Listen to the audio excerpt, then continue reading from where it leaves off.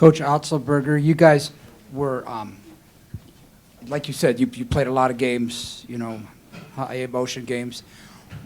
So what do you do? Give them a week off now? Not a week off, but a lot of time off now, and with finals going on and a dead week. What's next? Yeah, I mean, we had to make some decisions, and we decided we were going to stay practicing early mornings and like we do every day, and we were going to have an intense practice. And so I felt like that was better for our guys leading into this game than an additional off day or a walkthrough or those sort of things. So I get where their bodies are a little fatigued, but we knew we had this break coming after this game, and we had to tough through it. Just like we try to compete on the court, we talked a lot to our guys about how we need to compete on our final exams. Our guys they put themselves in great position academically.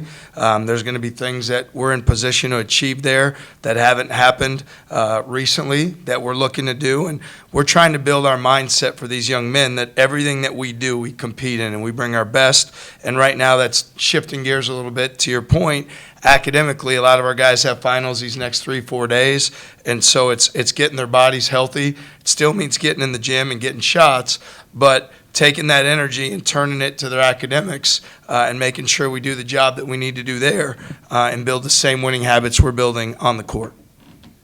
TJ, for a lot of teams, obviously, when the offense isn't coming easily for them or they're struggling on that end, it affects the defense. Obviously, you guys have hung your head on defense, and they've shown that.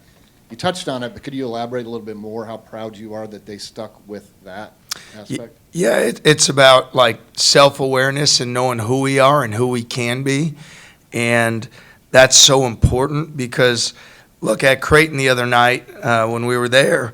Our offense wasn't great, but then it came around for us late, and we were 5 for 6 from 3 down the stretch. We had a lot of timely offense. So as much as I know that with young people, when they don't see the shot going through the basket or they don't have the same flow or pace to an offense that they normally have, it absolutely has a mental effect on your game.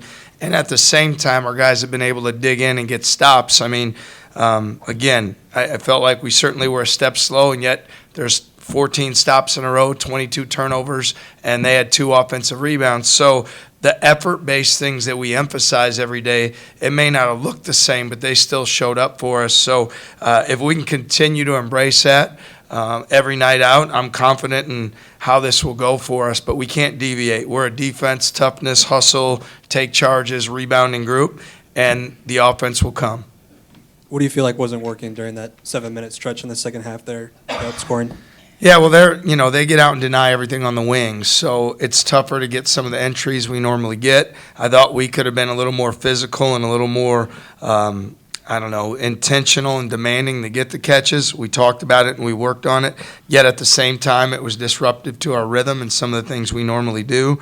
So then we started to go to more middle ball screens, and the key is against them as the first guy to get to the paint, they're bringing all the help. So the first guy's got to be the passer.